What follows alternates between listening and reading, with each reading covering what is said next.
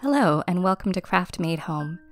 Today I'm going to be rematting this piece of mass-produced art that I got in an estate sale for $1 and transforming it into a frame to house my very own picture of my dog Mr. Darcy, which you can see on the right. And I'm going to be doing that by changing the linen matting here into velvet matting. I'm simply using velvet ribbon here, and here's my color options that I was debating between. I thought a cream would work because it would go with his fur. Then I thought the red would bring out the background in the portrait, but I ultimately went with this olivey green color because I felt the contrast was really beautiful.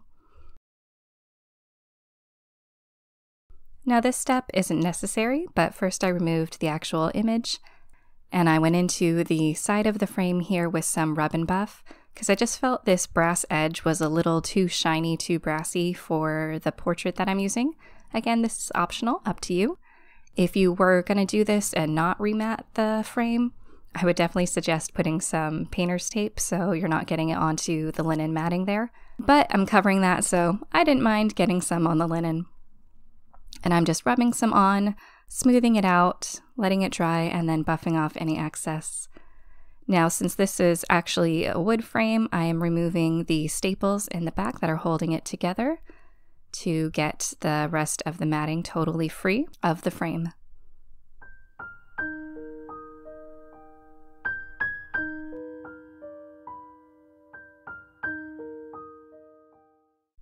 Next, I'm starting out by cutting my velvet ribbon at a 45-degree angle. That way I have a perfect, fresh, clean cut to start lining my frame with. I'm just doing this on my matting cutting board with a ruler and a rolling cutter.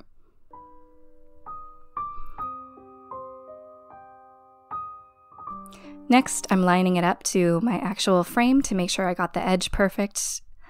And I'm going to measure from the long edge to trim the rest of my ribbon. And again, I'm just lining it up on my matting, counting down the inches, and cutting that 45-degree angle.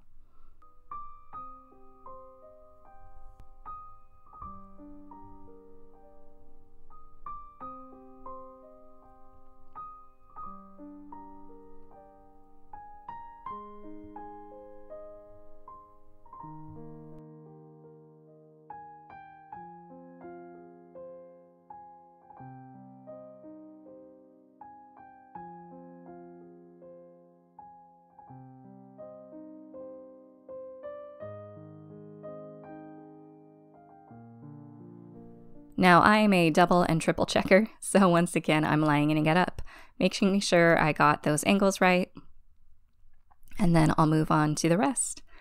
Once you've cut it, the great thing about, frames is that they're even on at least two sides, and the velvet almost works like Velcro, so you can just literally lay one piece on top of the other. They will stick together really nicely, and use that to cut your next piece.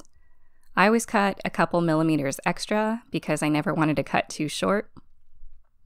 And you can always trim it down when you line them all up and perfect them later.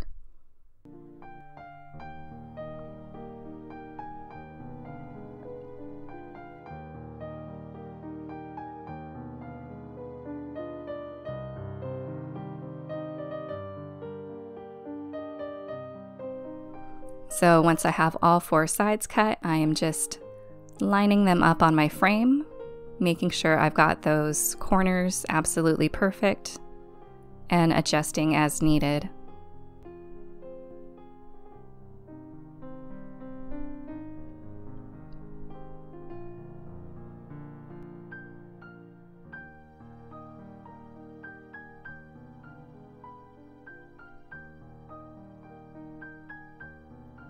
As you can see, it's a little long on some edges, so I will just be trimming those.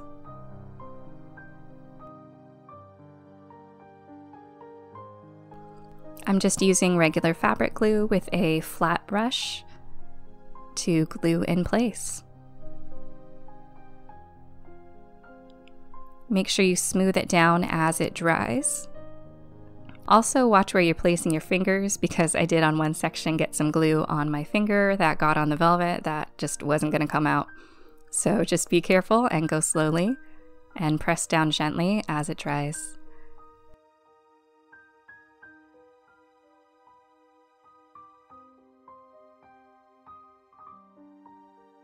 As you can see, I got that 45-degree corner, and then I'm just going to continue with the rest of the frame. Now, as it started drying, I noticed some bubbling. You can see it a little there on the right-hand side of the frame where the velvet's already glued.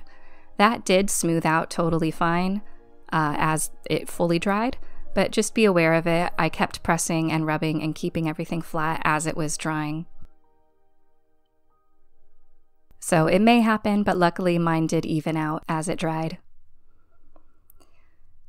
Now, I didn't want to make this permanent, so I didn't glue my portrait of my Mr. Darcy onto the actual canvas board. So I just used some painter's tape, taped it on, and set it back in the frame. Rebent down those staples holding it in. And then luckily I was able to reuse the staples that were holding the matting to the frame and just hammer them back into place to reassemble my frame. And there he is.